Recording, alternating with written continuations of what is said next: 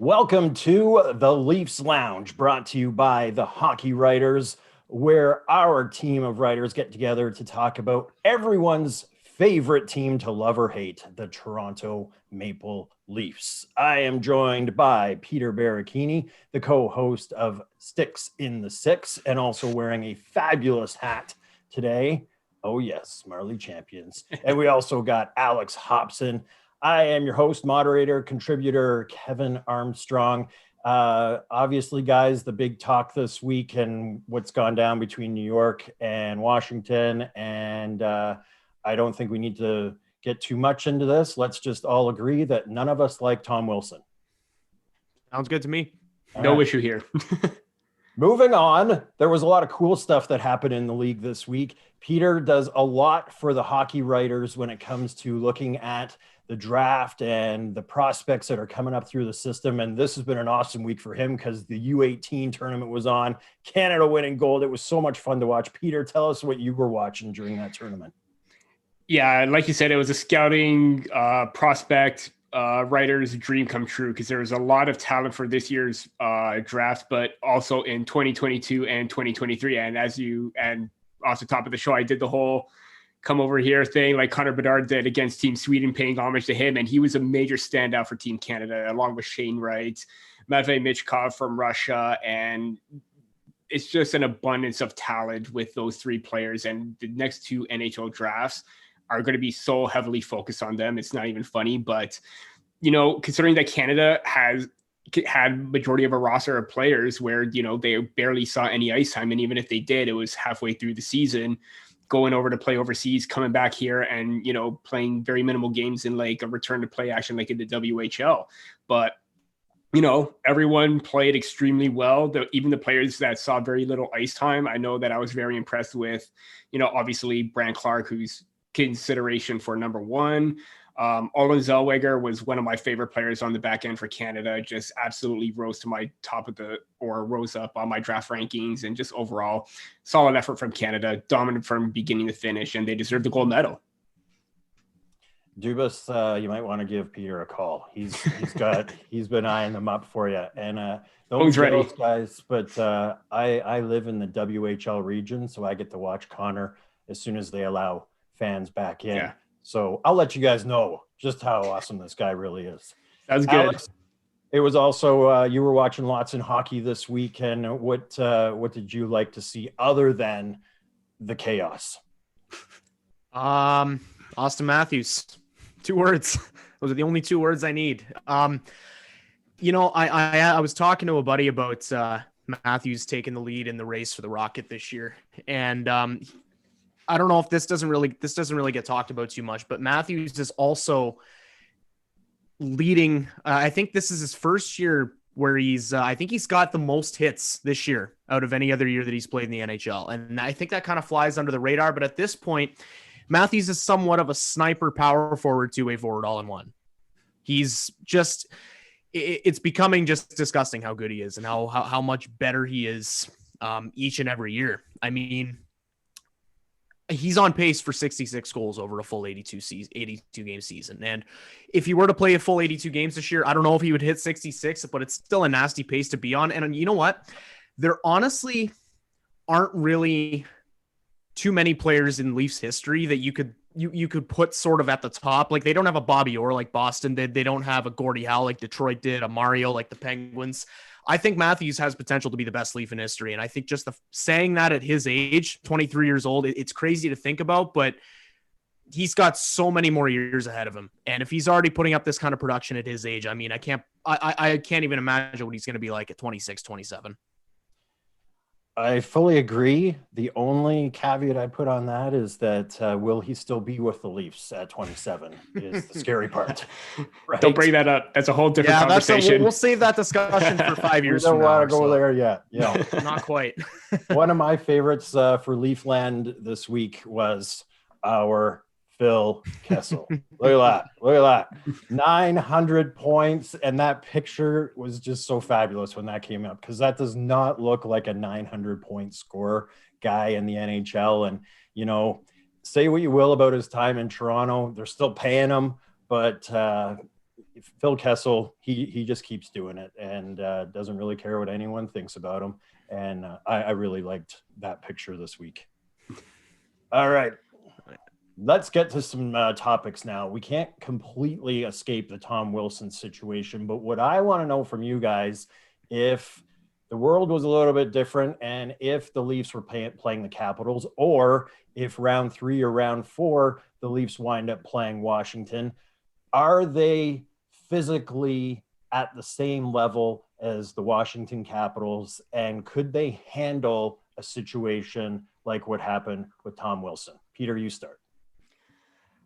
I based on the moves that, Kyle Dubas made this year, wanting to, make the Leafs a more tougher team, bringing on the type of leadership presence that they did with Wayne Simmons and Joe Thornton, and even the acquisition of Nick Foligno. Yeah, they are equipped. And if it comes to a point where, playoffs are, and Alex mentioned this in his latest article, the playoffs are a whole different beast. It's a different nature. It's a different environment. The bodies are going to be flying. And I'm going to kind of like tie this in with my social media posts that we may talk about after, but Kevin Papetti posted a tweet out with 4 photos: Wayne Simmons, Nick Foligno, Joe Thornton, and Rich Clune all beating up on Tom Wilson. And if there comes a point where we face Washington, we have 3 of those 4 in the lineup, and I'm pretty sure if it gets out of hand, there's no doubt that Rich Clune would probably enjoy a call up if that ever comes to the point. But, they got the physicality, they got the size, they got the players to step in and fight if necessary, if it gets to that point. So yeah, I totally think that they are equipped. Alex, it's more than just Tom Wilson in that lineup, though. You've got that beast in Shara. Mantha is obviously there. There's a lot of tough dudes in that lineup. Mm-hmm. Yeah. And just going back to your original, the way you posed the question, Kevin, I think I don't think the Leafs would be on the same level physically as the Capitals, but I do believe they would be able to hold their own. And I think the only proof you need for that statement is to look at how Wayne Simmons handled the whole Alex Edler, Zach Hyman thing. Like, granted, Tom Wilson is about 100 times tougher than Alex Edler, but you remember what Wayne Simmons said when he signed in Toronto? He said he can score a goal here and there, and he can also punch your face off. And he would. I have no reason to believe that he wouldn't act the same way towards Tom Wilson. I mean, they're both tough, and Simmons stands up for his teammates, and just he's not the only element of toughness they have. Like you said, they've got Nick Foligno now. They've got guys who are willing to throw the body. Zach Bogosian. I mean, this Leafs team definitely has more on the grit front than teams in previous years have. And while I think Washington is a little more physical, and they're probably a little bit higher than the Leafs in that aspect, the Leafs would definitely be able to hold their own. I think what I like most about how things are shaping up right now is Washington and Boston in the first round. They can beat the crap out of each other, and hopefully, one of them's going home. But I'll let those two figure that out and do all that physicality right there. And hopefully by the time they get to the Leafs, you know what I mean. Yeah. So we'll leave it there, but definitely a much tougher team. And keep in mind, this team was just called a dirty team, 2 weeks ago? So yeah, they've increased the toughness and they're throwing the body. And as Wayne said, they're defending themselves now. Next topic, guys. We talked about it last week, but we were much on the same page of the Leafs should be resting players now. We saw it a few times, and look what happened. Nick Foligno came back after a game rest, and now he's on the shelf day to day. He'll be back for playoffs. Don't worry. But, it had us all thinking, okay, the Leafs need to start resting their guys. Sheldon Keefe has went on the record saying he's a little bit nervous about too much rest at this point. He doesn't like how the schedule is so spread out that he's actually concerned about losing momentum. And so totally different look from Sheldon Keefe's point of view. But Alex, are you still on board with resting the players that need to be rested, or is momentum a bigger factor at this point? I mean, I think resting a guy here and there is okay. I don't think there's any issue with that. I think considering the fact that the Leafs, after they play tonight, will play, I believe, on Wednesday and then on Saturday. And then I think the final game's on Tuesday. I might be wrong in saying that, but point is, after tonight's game, they've only got 3 games in the next 10 days or so. So, I mean, that's already a decent amount of rest. So I don't know if I'd see a point in resting the entirety of the core, just because you don't want them to lose their footing at all. You want them to be somewhat motivated and ready to go when the playoffs start. Having said that, if you're going to rest one guy here and there, like they already gave Riley a rest, they gave Muzzin a rest, gave Foligno a rest, like you said, before he came back and got injured. I don't see any issue with resting a guy here or there, but I don't see the need to fully bench your core, just because of the fact that they only play 3 times before the playoffs start. Peter, same idea.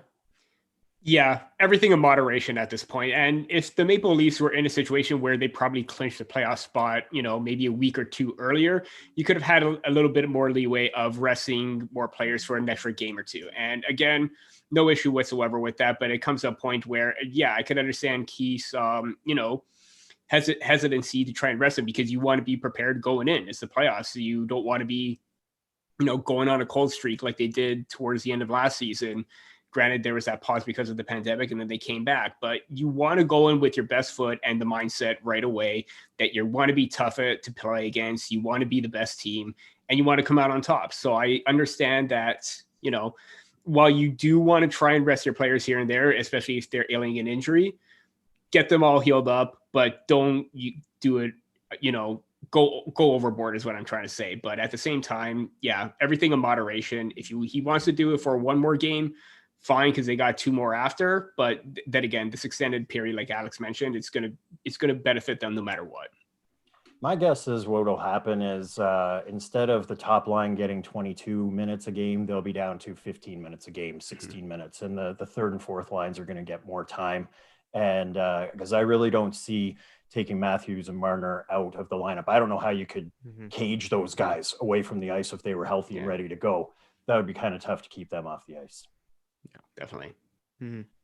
All right. If you're liking what you're hearing and seeing, please follow us on this YouTube channel and like and subscribe.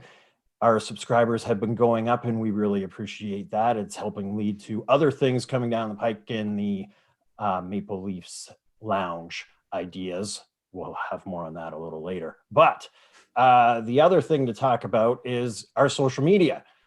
Follow us on the Hockey Writers on all your social media platforms, and head over to the website, thehockeywriters.com. And for those social media roundups, we have a segment at the end of the show where we talk about our favorite things on social media. So make sure that you are following, liking, and so we can see what you are saying about the best sport on the planet. Right? Right. All right. No argument here. No argument at all. All right. So I just put out an article. Sheldon Keefe should be considered for the Jack Adams Award. I'm getting heat for it, but I don't expect anything different. There's lovers and a lot of haters on this team. But when I look at Jack Adams Award and what that would mean for Sheldon Keefe, the first thing that everyone's responding is he hasn't done anything. He hasn't won in the playoffs, Well, the Jack Adams is regular season. So let's take a step back. And I know that there's a lot of great coaches and a lot of good teams that are doing what they need to do this year and have really impressed, but he's been playing without a starting goalie when we look back, right? Like Frederik Andersen was supposed to be the guy that was going to have a career year because it was his free agency year. He's been playing with a backup goaltender. He's been working around different guys throughout the lineup. He's lost guys on the waiver wire. He's brought Alex Galchenyuk back to life, given Jack Campbell all the confidence in the world to be a starting goaltender and to do what he is doing. To me, I'm thinking this is still his first NHL head coaching job. And look what he's doing in the mecca of the hockey universe with every microscope, every spotlight on him. He should be talked about for the Jack Adams. Peter, what do you think? Yeah, everything that you just mentioned is consideration on why he should be the Jack Adams. The fact that, he's come in here, done a fantastic job coaching this team to possibly, I'm not going to say anything because of the game against Montreal where there are certain scenarios. So I'm just going to leave it at that. But the fact that he's having such a tremendous job and an impact behind the bench, and you even look back to what happened last season. I mean, the Maple Leafs were holding on or just outside of a playoff spot with Mike Babcock.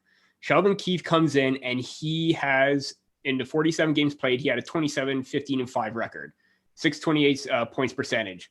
This year, that jumps up to 34, 13, and 6 with 698. In his whole entire career, 61, 28, and 11. Most of those numbers happening this season because of the more games being played, despite the shortened season. But everything that he's done with his line combinations, his impact on trying to motivate players, and, you know, granted that the Alex Galchenyuk situation was every coaching staff coming together, both Marlies and Maple Leafs, he's given him that opportunity to succeed. And granted, he's had a bit of a, you know, rough couple games. He was fantastic last game against Montreal. So the fact that he isn't being talked about is kind of, you know, a bit of a slap in the face of him, because he should be in that conversation. And there's the Toronto bias on that thing. It seems to work against Toronto when it comes to award talk, because if a head coach of the Maple Leafs gets talked about in this, well, that's just the Toronto bias. That's just blah, blah, blah.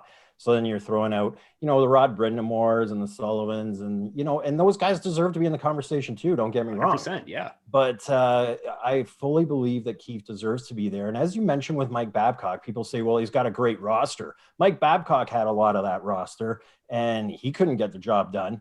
And you've got Keefe in there with superstar players, with no-name players, with Hall of Fame players, making it work.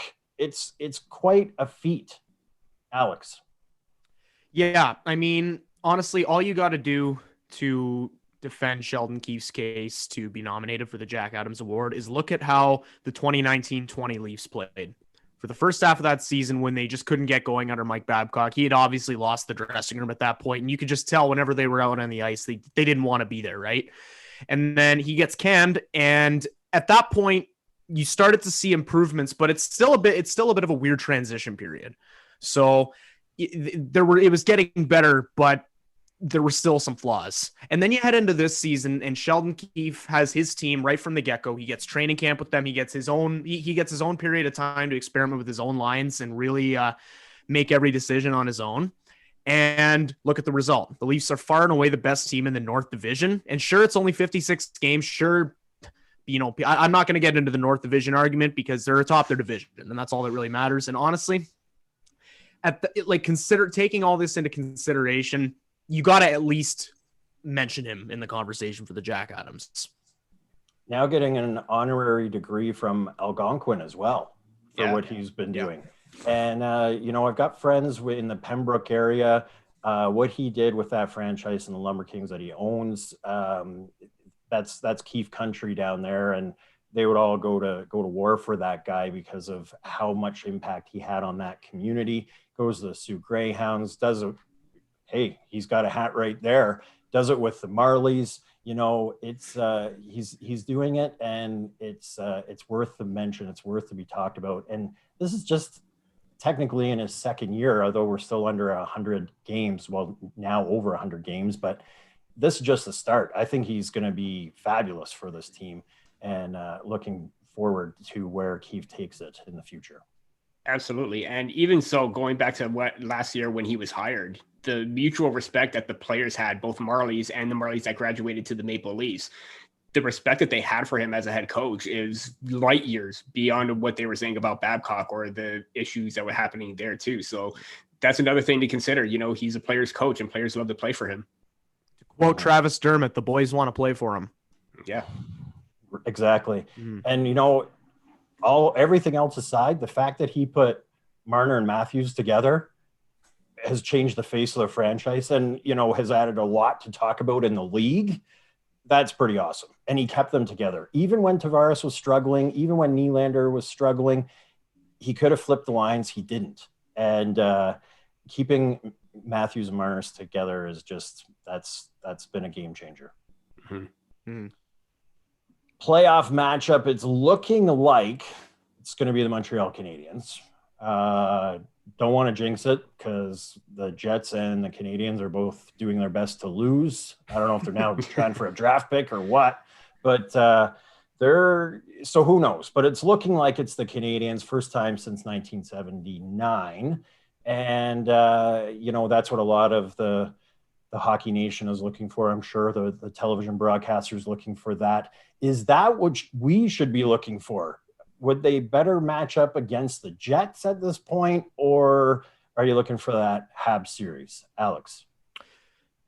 I honestly think that they're better fit to play the Habs in the first round. But part of that is a bit of bias for me, just because I want to see a Leafs and Habs first round matchup. I think it would just be incredible to witness. I haven't witnessed anything like that in my lifetime.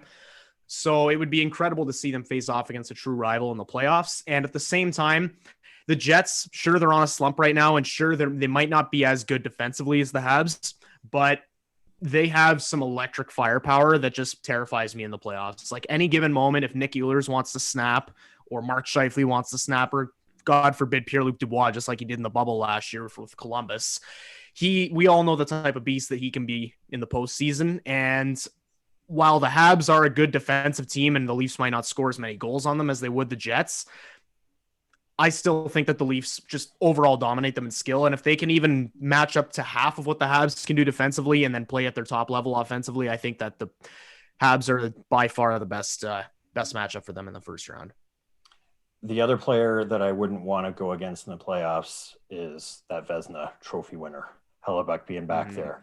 We saw him earlier in the season have a hot streak against the Leafs. And when that guy is on, he's on. And if he's on at the wrong 4 games of the year, that could be deadly. Peter, you on board with the Habs series? I know you got a lot of family members that are also Habs fans, so I'm sure that's going to be a family feud. The chirping's already started right now with my family, so it's already looking like we're going to get that matchup. But at the same time, yeah, Alex nailed it on the head. They're better equipped. Actually, they're better equipped for both teams. But like Alex said, the Jets have players who could go on a tear at any moment. And like you said, Kevin, I'd rather play Carey Price than Connor Hellebuck at this point, because Connor Hellebuck has stolen those 2 games against the Maple Leafs, or quite a few games against the Maple Leafs this season. So there's that factor. But at the same time, you look at it from a rating standpoint, especially in Canada, what's going to get more views? Toronto or Montreal, or Toronto and Winnipeg? And this is going to be the matchup that every Canadian fan is going to hope for. And knowing that the 2 franchises are like, hockey mecca for, both the Maple Leafs and Canadians, it's going to go down to the wire, and it's going to go very well in terms, it's just going to be well overall. Mm-hmm. Now, the other thing, I know the last couple of games have looked a little bit easier, but Price comes back. Shea Weber comes back. Gallagher could come back. Montreal is going to be a bit of a different team come playoff time. And that, I think it's going to be a fun series to watch.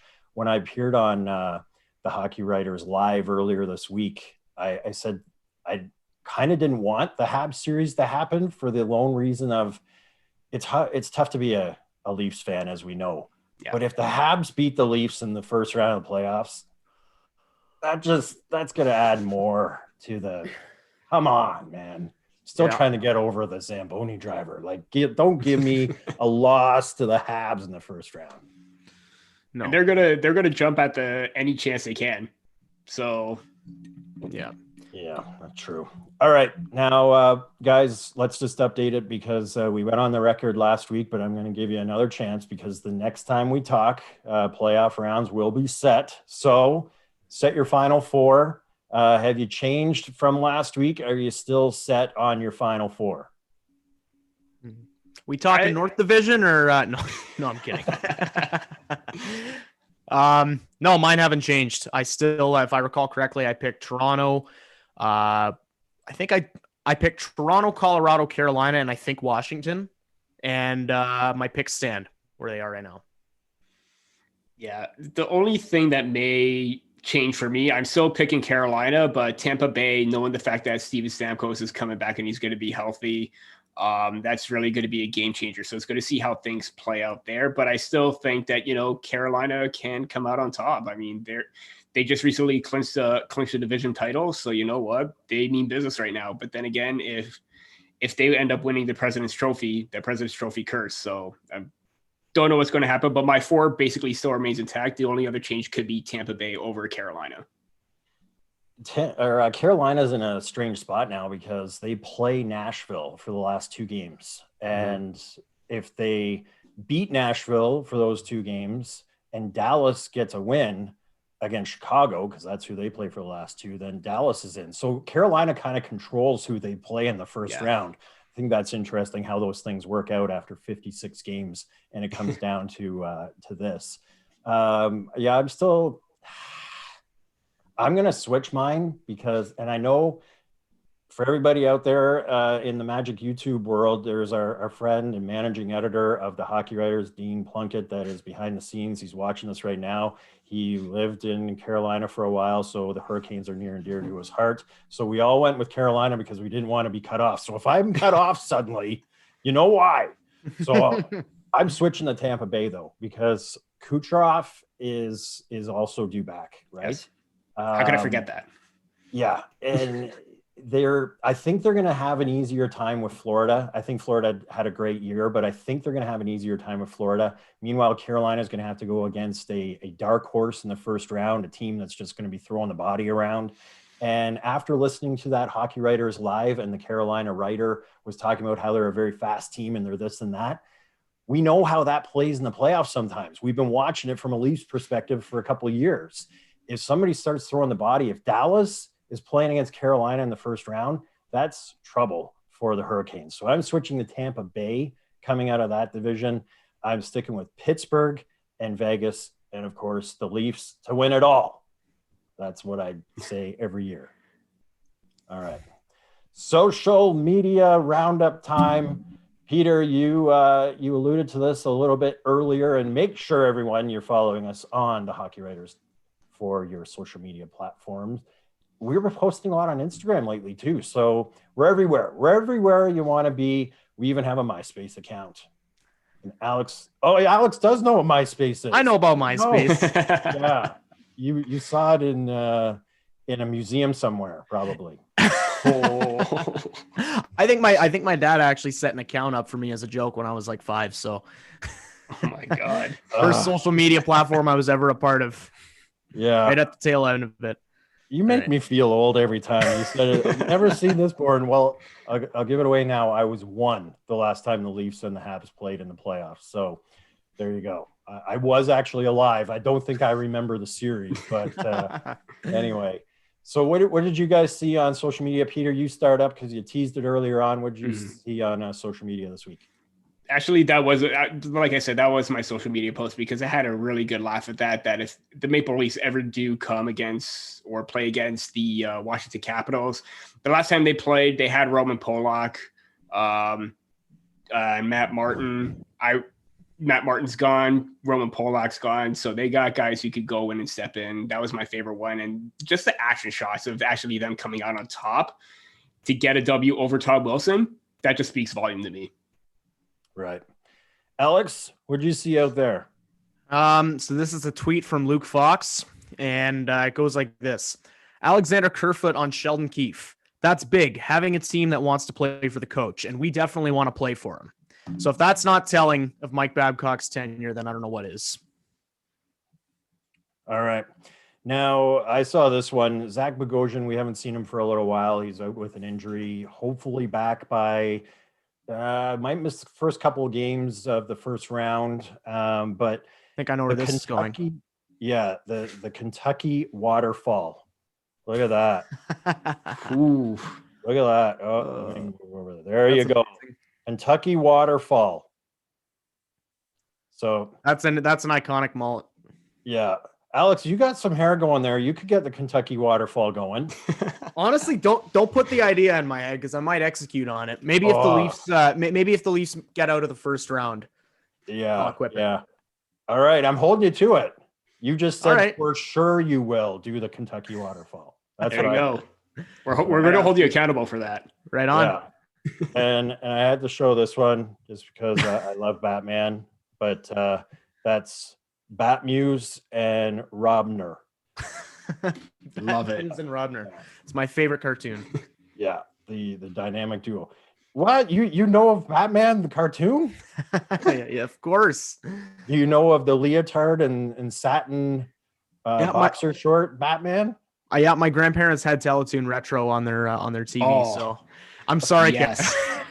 That is a classic network, by the way. And also, have you watched the old Adam West ones? The old Adam West ones. Yeah. Yes, I think I have actually.